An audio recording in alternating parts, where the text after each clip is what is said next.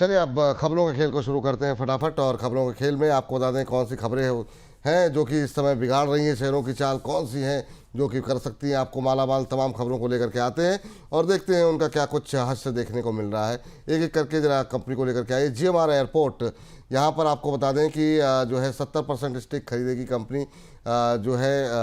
इसके अलावा GMR Hyderabad international airport limited के ज़रिए जो है ये हिस्सेदारी खरीदी जाएगी।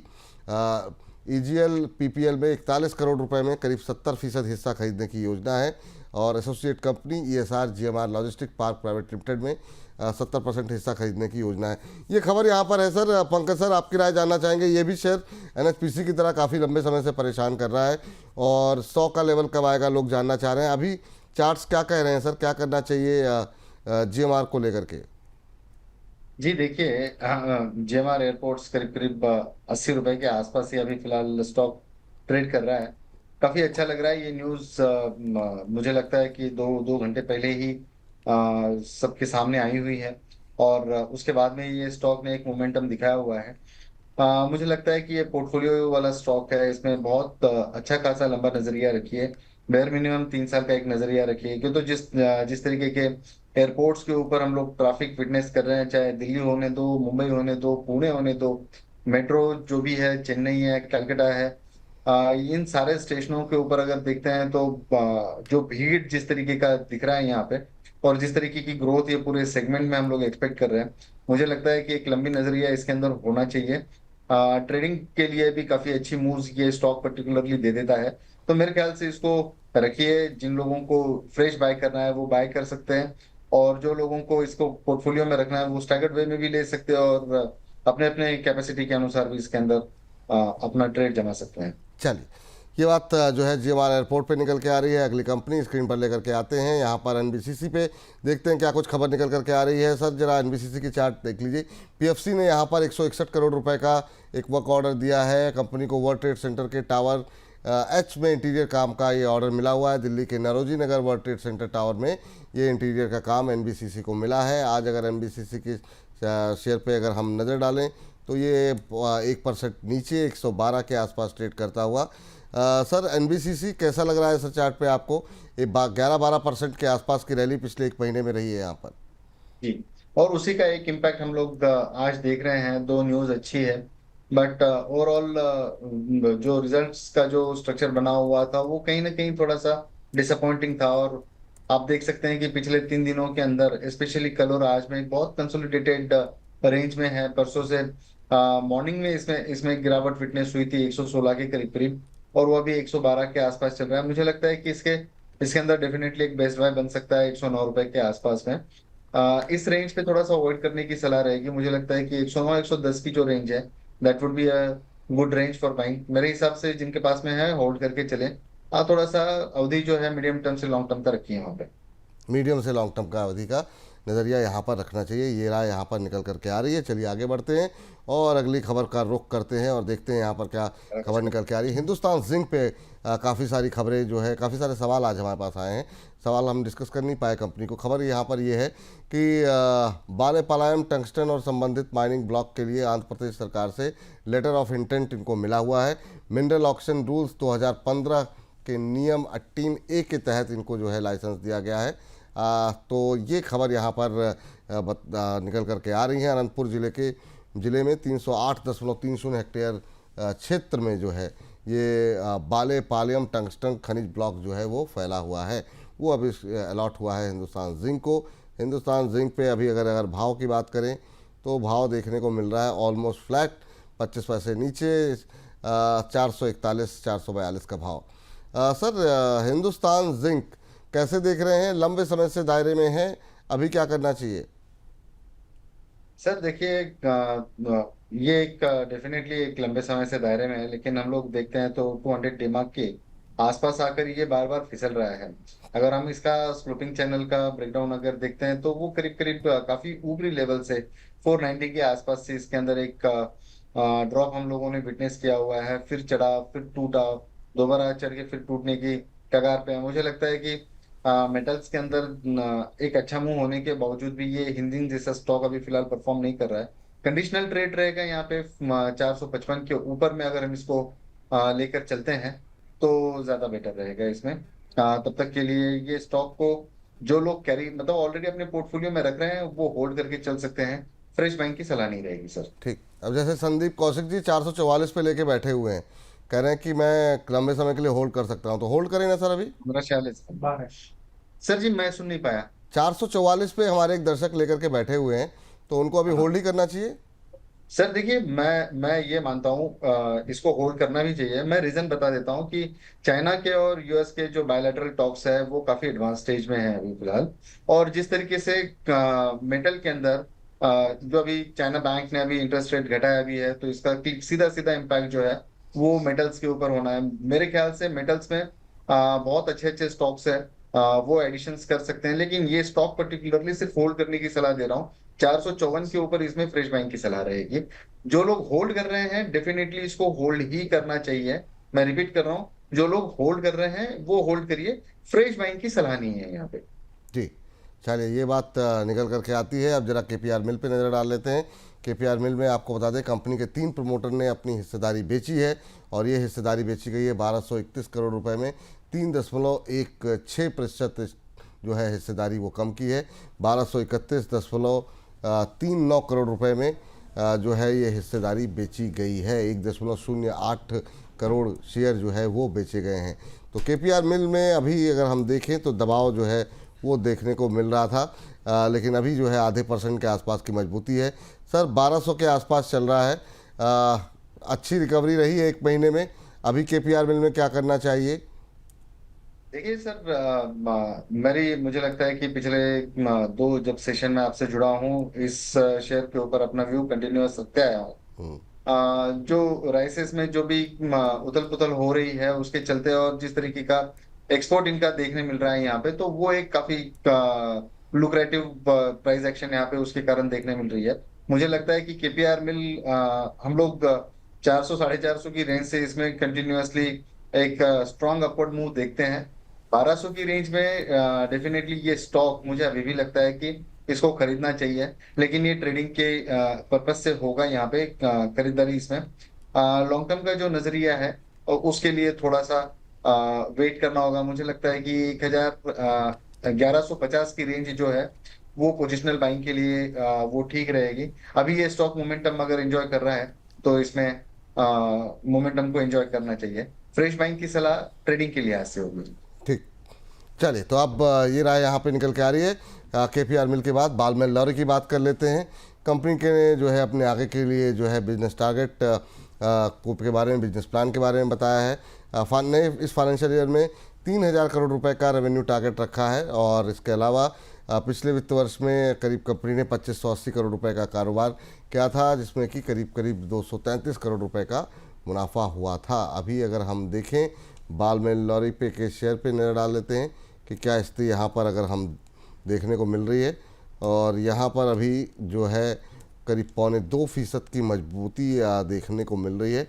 88 रुपये के आस 81 रुपये 88 पैसे का भाव देखने को मिल रहा है।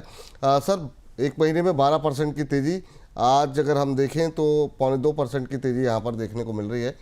ये अच्छा, मुझे लग रहा है शायद मैंने गलत खोल लिया। ठीक है, बालमेन लॉरी 211 के मैंने आसपास चल रहा इन्वेस्टमेंट प्राइस का, जी जी जी जी। चलिए, तो इस बीच जो है नज़र डालें तो 2.25% नीचे है। सर टिप्पणी आपकी क्या रहेगी सर? सर देखिए, ये स्टॉक है ना बीच में काफी सुर्खियों में रहा हुआ है। और आज से 6 से 8 महीना डाउन द लाइन अगर हम लोग देखते हैं तो 260 270 की रेंज में इसमें काफी स्ट्रॉन्ग बाइंग मोमेंटम आते हुए दिखे थे। जो 300 325 तक भी हम लोगों ने इसको विटनेस किया हुआ है। अभी ये स्टॉक 212 के आसपास का है। कंपनी के फंडामेंटल से एक साल में कहीं पे भी कुछ चेंज हुआ नहीं है। लेकिन चार्ट स्ट्रक्चर डेफिनेटली वॉल्यूम के लिहाज से भी अगर देखते हैं तो वो थोड़ा सा कॉम्प्रोमाइज होते हुए नजर आया है पिछले काफी दिनों से। एक सीसॉ जिस तरीके का होता है उस तरीके के एक बाइंग इंटरेस्ट यहाँ पे देखने मिली है। पर्टिकुलर मेरी काफी पसंद का स्टॉक है ये। हम लोगों ने काफी, मैं एक डिस्क्लेमर के तौर पे भी बोल देता हूँ कि इसके अंदर ट्रेडिंग में हम लोगों ने प्रॉफिट बुक भी करवाया था। फिलहाल मेरे क्लाइंट को मैंने कोई फ्रेश बाइंग की सलाह दी हुई नहीं है। लेकिन आज जब मैं आपके कहने से ये इसके जब चार्ट्स देख रहा हूँ तो सारे टाइम फ्रेम के ऊपर काफी अच्छा लग रहा है। दो आज एक 2-2.5% नीचे है, कोई दिक्कत नहीं है। 205 210 की एक रेंज है इसकी जिसके अंदर आप बाइंग करके चल सकते हैं। फ्रेश बाइंग की भी सलाह होगी, और जो ऊपरी लेवल पर लेकर फंसे हुए हैं 230 240 के रेंज में रखिए। इसके भाव डेफिनेटली हम लोगों को देखने मिल सकते हैं। जी।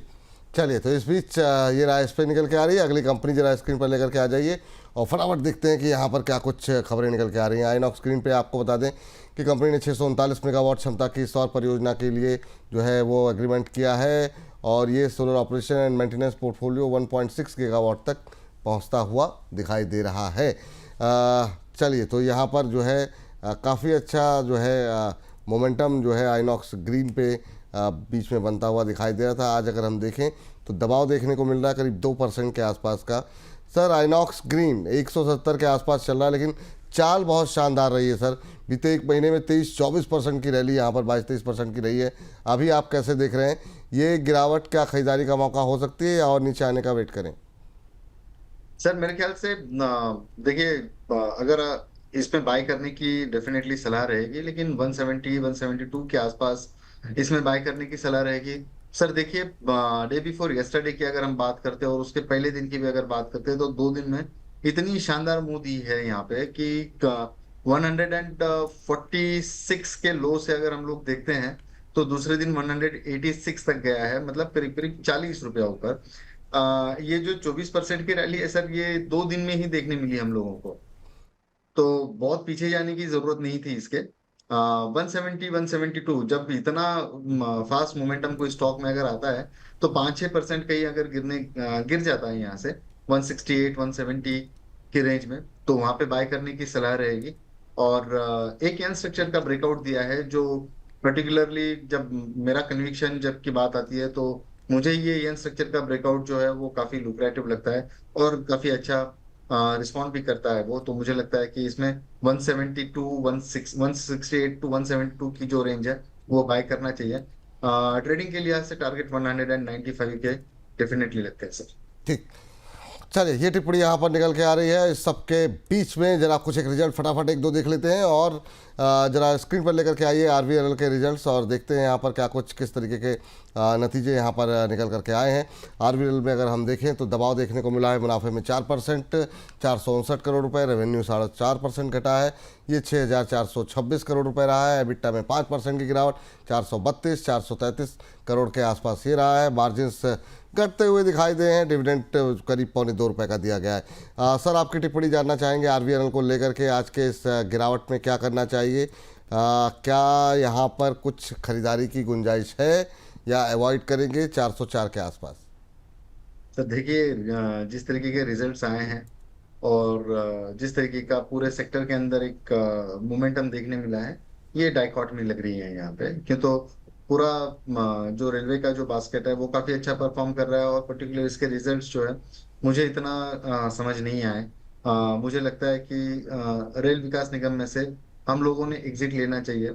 कहीं पे भी ये 380 की लेवल अगर आने वाले कुछ सत्रों में अगर देखने मिला है यहाँ पे, तो वो जो लेवल है वो 375 टू 380 की लेवल, वहां पे बाय करने की सलाह रहेगी। फिलहाल ये स्टॉक में एक प्रॉफिट बुकिंग का दौर शुरू होते हुए नजर आ रहा है। 5-7% तक की और गिरावट यहाँ पे विटनेस हो सकती है। यहाँ पे मेरे ख्याल से एग्जिट। ठीक, एग्जिट करें, खरीदना है 380 के आसपास का वेट करें। अभी फ़िलहाल के लिए आरवीएनएल पे ये राय है। इरकॉन के भी रिजल्ट्स आए हैं, उनकी हालत देख लीजिए ज़रा। वहाँ पर भी स्थिति कोई बहुत अच्छी दिखाई नहीं दे रही है, और यहाँ पर करीब 15% कंपनी का मुनाफा गिरा है, माफ़ कीजिएगा, 211 करोड़ रुपए। आय करीब 10% गिरी है, 3412 करोड़ रुपए। एबिटा की बात करें तो 20% के आसपास कम होता हुआ दिखाई दिया है, ये 261 करोड़ रुपए रहा है। मार्जिन्स भी काफ़ी करीब 1% के आसपास की गिरावट मार्जिन्स में देखने को मिली है, सीधे 9.25 से जो है वो 8.25% के आसपास आते हुए दिखाई दे रहे हैं। अब इरकॉन पे भी क्या वही सेम स्ट्रेटजी रहेगी सर जो आरवीएनएल पे थी, या यहाँ पर कोई दूसरी स्ट्रेटजी रहेगी? 3.25% नीचे अभी। जी, विपुल जी, जब मैं आपके जो व्यूअर्स हैं अपने टीवी के, जी। और वो जिस तरीके के सवाल पूछते हैं, मुझे लगता है कि वो काफी स्टडी करके बात पूछते हैं। मैं एक सिंपल सी एक छोटा सा एक स्टडी आपके सामने रखना चाहूंगा, अगर आपकी इजाजत हो तो। जिस तरीके से हम लोग टेक्निकल्स में 200 डीमा को पर्टिकुलरली ज्यादा वेटेज देते हैं, वैसे कोई भी बिजनेस के अंदर जब हम फंडामेंटल एनालिसिस करते हैं तो मुझे लगता है कि मार्जिन्स को देखना बहुत इंपॉर्टेंट होता है। अब मार्जिन्स तो काफी दबाव में है इसके, लेकिन ये 200 डिमा तक उसके पहले ही हो के आया था। तो कहीं ना कहीं एक इंडिकेशन मिल ही रहा था कि ऊपरी लेवल से जो है वो प्रॉफिट बुकिंग इसके अंदर देखने मिल सकती है। 200 की रेंज देखने मिली थी, और करीब करीब 192 की जो रेंज है वो एक 200 डेमा की डेली टाइम फ्रेम के ऊपर एक रेंज निकल के आ रही थी 188 192 के रेंज में। अभी वो उसके नीचे ट्रेड कर रहा है। मुझे लगता है कि थोड़ा सा वीकनेस यहाँ पे देखने मिल सकता है। कोई भी लेवल पर अगर 175 तक की एक स्टॉक अगर आता है तो बाय करने की सलाह रहेगी। मुझे लगता है कि ये थीम काफी अच्छी चलेगी आने वाले दिनों में। जैसे अभी डिफेंस का एक पूरा थीमेटिक हो चुका है, और अभी मेरी जो नजरें हैं वैसे भी रेलवेज के ऊपर है। ये थोड़ा सा ऊपरी लेवल से कूल ऑफ होना जरूरी भी है। तो एक बार कूल ऑफ होने के बाद में इसमें डेफिनेटली बाइंग करके चल सकते हैं। ठीक, चलिए, तो ये बात हो गई इरकॉन को लेकर के। एक रेलटेल भी लेकर के आ जाइए। और रेलटेल के भी रिजल्ट्स आज सामने आए हैं। रेलटेल में जो है मुनाफा 46% बढ़ा है, रेवेन्यू 57% बढ़ा है, और एबिट्टा जो है वो करीब करीब बढ़ करके 180 करोड़ के आसपास रहा है। मार्जिन्स और थोड़े से कम हुए हैं, लेकिन इन सब में सबसे बेहतर रिजल्ट्स जो है वो रेलटेल के ही देखने को मिल रहे हैं। लेकिन चूंकि आज पूरे रेलवे पैक में दबाव देखने को मिल रहा है, तो यहाँ पर भी हम देख रहे हैं कि करीब करीब 1% के आसपास की गिरावट। क्या सलाह रहेगी सर? एक महीने में 18% चला है रेलटेल, कैसा लग रहा है आपको? जी, अगर प्राइस के लिहाज से अगर देखते हैं सर, तो आफ्टर रिजल्ट्स इतना बड़ा डैमेज इसमें देखने नहीं मिला है। ये अभी भी विवैप के रेंज पे ट्रेड कर रहा है, 200 डेमा के ऊपर ट्रेड कर रहा है डेली टाइम फ्रेम पे। अच्छे खासे वॉल्यूम्स इसके अंदर देखने मिल रहे हैं। डिलीवरी के जो वॉल्यूम्स है अच्छे खासे हैं। मुझे लगता है कि कहीं पे भी अगर यहाँ पे गिरावट आती है, जो कि मार्केट का भी जो टेक्सचर बना हुआ है, थोड़ा बहुत गिरावट का माहौल बना हुआ है, तो अगर यहाँ पे अगर और भी गिरावट आती है तो 360 की रेंज है, इसमें बाय करने की सलाह रहेगी। और जो लोग अभी भी उसको बाय करना चाह रहे हैं तो डेफिनेटली इसको लेकर चल सकते हैं सबसे। जी, चलिए, तो ये बात यहाँ पर निकल के आ रही है। और इन सब के बीच में चलिए, समय शायद पूरा हो गया है। सर का तो रिजल्ट और भी ज़्यादा थे, लेकिन चलिए अभी जो है खबरों के खेल को करते हैं यहीं पर समाप्त।